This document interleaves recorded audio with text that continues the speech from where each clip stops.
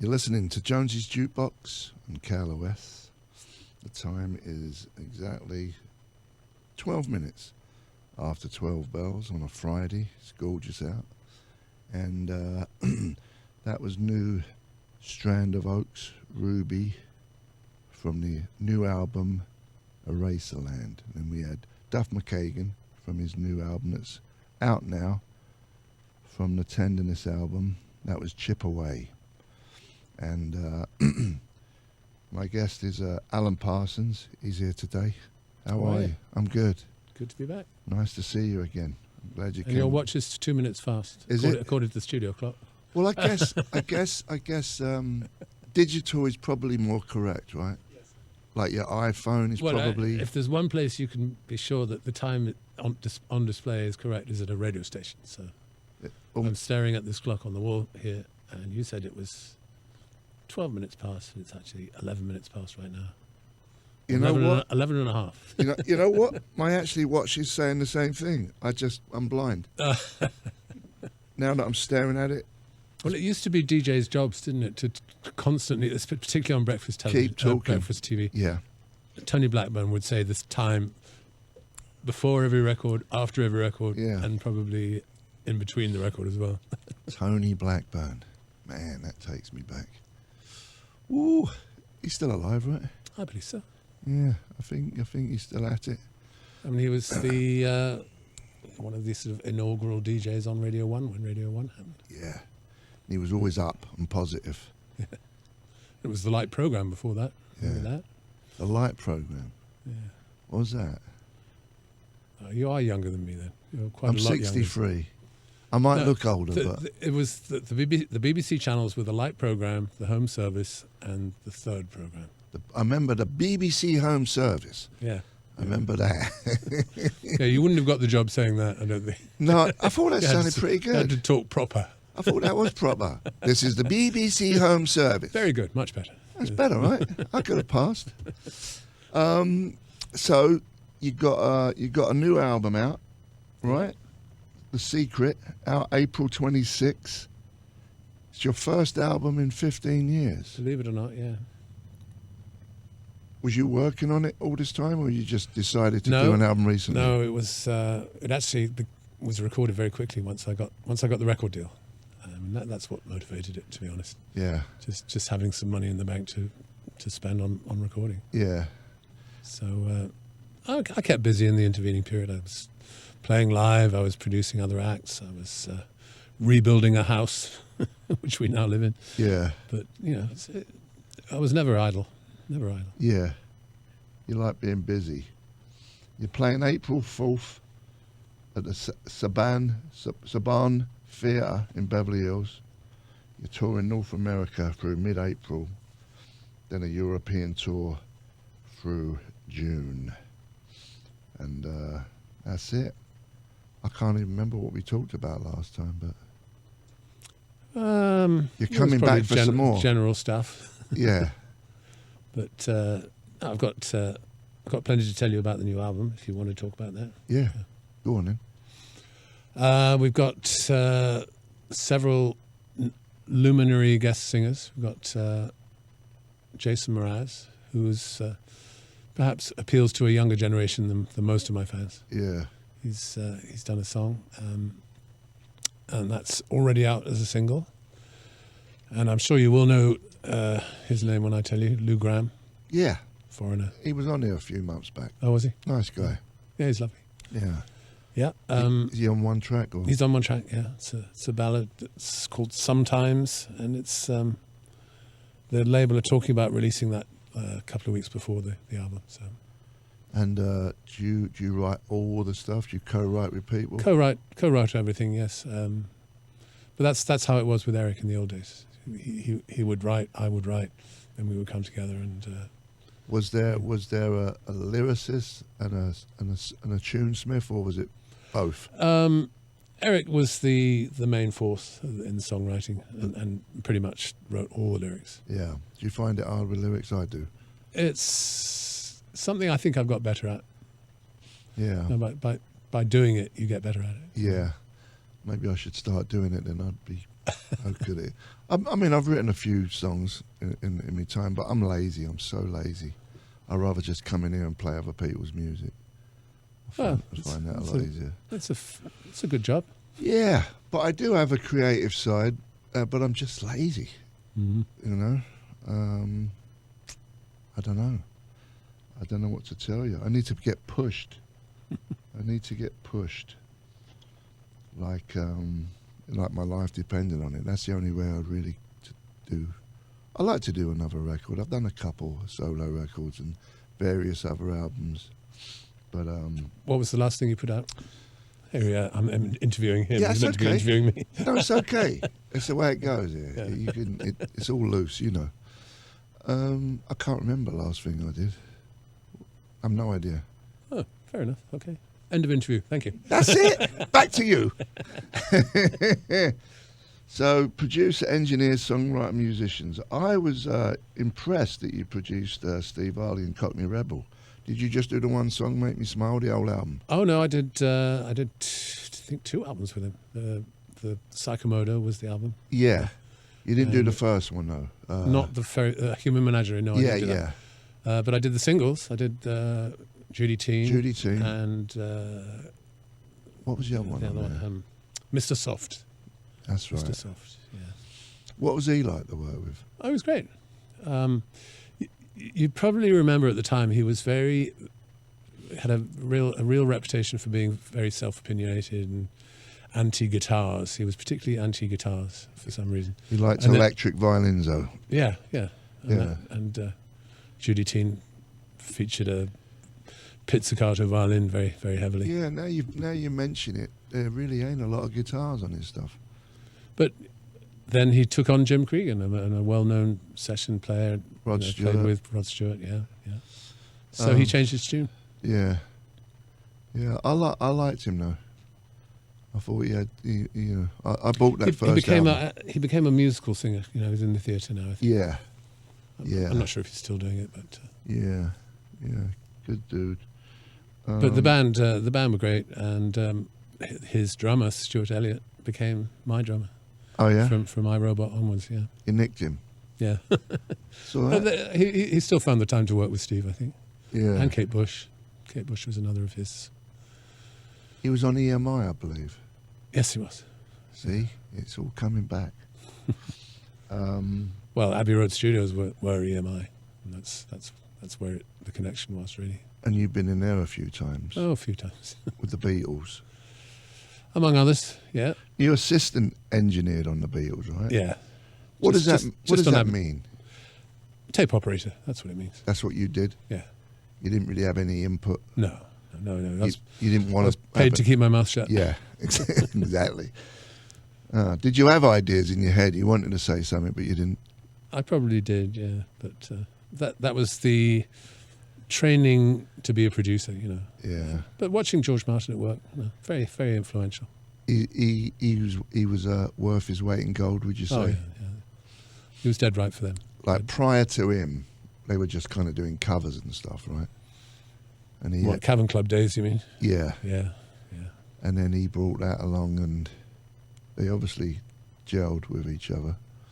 That was the days of white coats, though, and pipes, wasn't it? From the people who worked in there. I just missed that period. There were big knobs. The technical engineers would wear white coats and big controls and all the rest of it. Yeah, but we did have to wear ties. That was the directive that we had to wear a tie to Unbelievable. work. Yeah, isn't that funny when you think about it now? Yeah, had to wear ties. And on hot days when the air conditioning wasn't up to scratch, it wasn't powerful enough to cool the room. The manager would walk in and, "You may take your ties off, gents." I can't believe they even had air conditioning. No one had air conditioning in England, really. You had to in a studio, really. I mean, it's a closed space, And all if the you get a few machines. people in there, machines, the bodies, just heat up the room. Yeah. You've got to have air.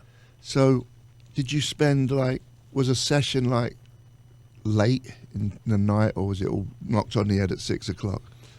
It depends who it was. I mean, generally speaking, the sessions were 3 hours: 10 till 1, 2 to 5, 7 till 10. Yeah. But the Beatles just did what they wanted. They'd come in.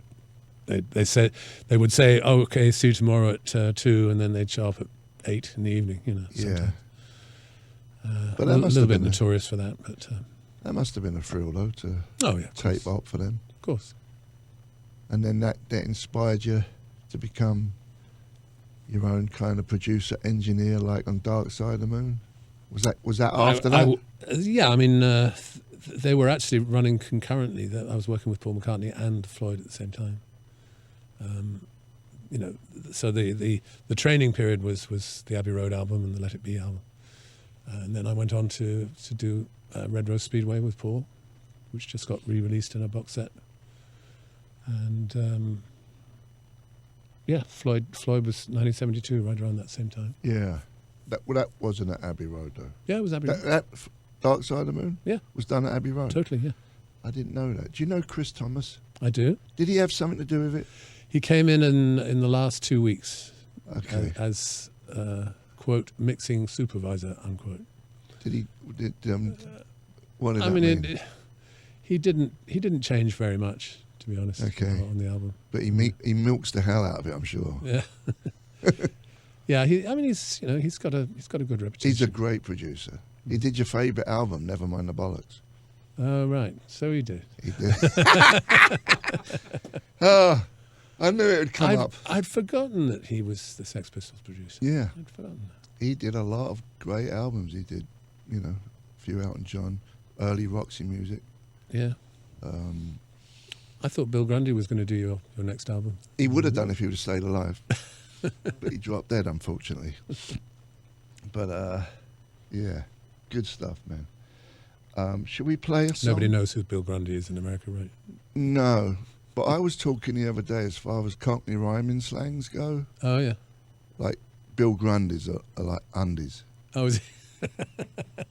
And I keep saying to English people, I would love a Cockney rhyming slang named after me way more than being knighted or OBE'd. You had Hank Marvin, starving, right. Bill Grundy, Pete Tong. She's got the biggest pair of Eartha Kitts you've ever seen. Yes, Eartha Kitts. you can figure that one out, I think. When you put it in that perspective, the biggest pair of Earthas, or Bristol Cities. Yeah. So do you want it to rhyme with Jonesy or with Jonesy's Jukebox? I don't know. Give me some input. Think about it for a minute. Jonesy. Jones don't seem to sound cool. It's we were talking about it we had a guest on the other day. Headphones. Mm-hmm. But I don't know. I'm just not. I don't think it's going to work out. All right, I'll think. It's got to sound good, It's got to have a good ring to it.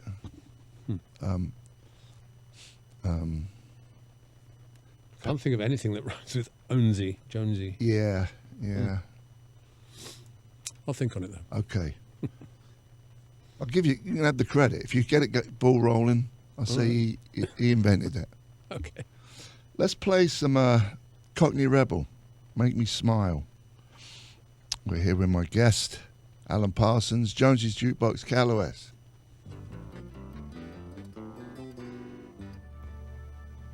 You're listening to Jonesy's Jukebox on KLOS. That was Alan Parsons, As Lights Fall, from the album The Secret.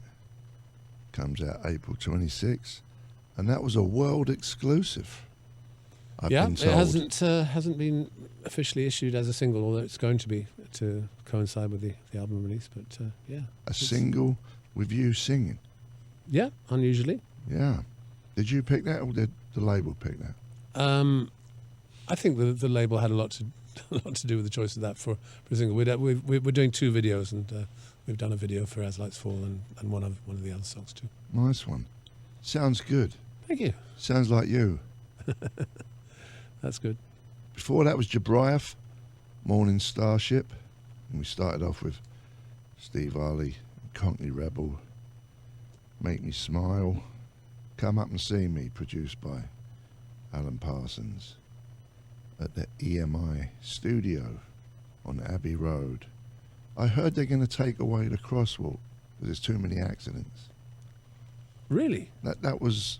How can they take it away? I mean, well, not have it there. not have a crosswalk. How are people going to cross the road? There'd probably be more accidents. But because it Are they holds going up, to do an underpass or something? I don't know. It holds up so much traffic because there's so many people who want to take their picture on that. Mm-hmm. You know, like, And there have been accidents, have there? That's a shame. I don't know. You know, the way people drive these days, texting, they're not looking. Mm. So I don't know. I heard that. It could be complete nonsense. But it does make sense. There would be an uproar, I think, if they did take it away. Right? By the studios themselves, if nobody else. Yeah, yeah. I could be wrong. Someone will Google it and let me know soon. So what was I going to say? I was going to ask you something. So you engineered Dark Side of the Moon.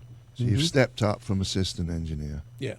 And so obviously you got more input on it now. Who produced Dark Side of the Moon? Well, it was officially produced by Pink Floyd. Yeah. That was the credit. And Chris Thomas, who we mentioned earlier, he was brought 2 in weeks. just for the last couple of weeks. And I was the engineer. And excuse me. Could you open your mouth a bit more at this point? Open my. As far as input or idea? Yes, yeah. I mean, I mean, once you become a fully fledged engineer, you can occasionally say, Yeah. I think the guitar's a bit flat, or Yeah. I think we should do this again, or whatever. You know. Yeah. But I had a couple of significant points of contribution. One was introducing Claire Torrey, who sang "Great Gig in the Sky." You know, the female vocal on the end of side one. Yeah. I knew her through having done sessions with her. The band didn't know her at all. And I also introduced the clocks on time, because I'd recorded those previously for a sound effects record. Ah. And they loved the idea. So that possibly would not have happened had I not done the album. Yeah. That's pretty cool. Who was the singer who was from the outside? We played it last week. Remember? On Pink Floyd? Yeah. Remember the singer? Roy Harper. I did a lot of stuff with him. Yeah. Because he sings on it. Well, I didn't realise that was him singing on it. I thought it was Roger Waters singing. What was the track? Have a Cigar. He sings on Have a Cigar, does he? Well, that's interesting. I wasn't there, so I can't say, but Oh. I thought that was Gilmore. No? That was Roy Harper singing. Interesting. Do you want to have a bet on it, Jordan? I'm not doubting you. A tenner. He's already lost a tenner. You reckon you've been here 3 times? Pounds or dollars? Makes a I difference. don't care. It was Jonathan Wilson who said. Jonathan Wilson said that, yeah. Interesting. Yeah. Yeah, I did a few sessions with Roy. He was very, like Floyd, very into experimenting, you know, pushing the studio to its limit. Yeah. He liked to do that. Did they do long hours? Could you stay there as long as you wanted in EMI, or they had to shut it down at a certain time? No, you could pretty much work all night if you wanted to. I get a feeling. And the engineers loved it because they would get paid overtime. Right. I would go on to double time at 9:30 at night. So engineers was getting paid by the studio. Mm-hmm. So it had nothing to do with the band. No. Interesting. Yeah, just staff salary Yeah. plus overtime. And would you have late nights with Pink Floyd? Occasionally, yeah. But that was usually just under my own volition. You know, I would stay behind and do some mixes, you know, so they Yeah. could come and hear the results the next day. Slicing tape. Yeah, You don't have to do that anymore, do you? that's right. That's right. That was quite a skill when you had to cut tape. Yeah, I was just talking in another interview just recently about the Money sounds, the loop of 7 sounds that come in the intro of Money. Yeah. It took us all day to get that done on tape. If it would have been done in Pro Tools, it would have taken 10 minutes. 10 minutes, yeah. Yeah. It's incredible. Do you like new technology? I find it saves time, and that's what I like about it. It's for example, if you're doing backing vocals, you stick them on the first chorus, just copy and paste them onto the next chorus. Slide them over, yeah. Whereas in the old days, it was You had to linear, so physically do you them. had to actually do it. Yeah. Yeah. So that saves time. And of course you can minutely adjust any sound, any beat, slightly early, slightly late. Yeah. If the bass and the drums and the kick drum aren't quite together, you can put them together. Yeah. That's something that would have been really difficult to do in analog days. Yeah. So standards are actually higher now, I think. Yeah.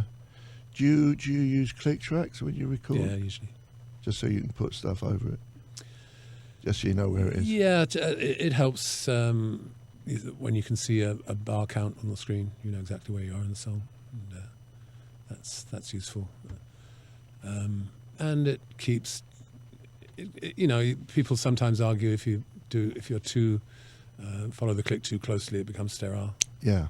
But I don't know, I've never found that to be a problem. It all depends what you're putting on top of it. Mm-hmm. You know.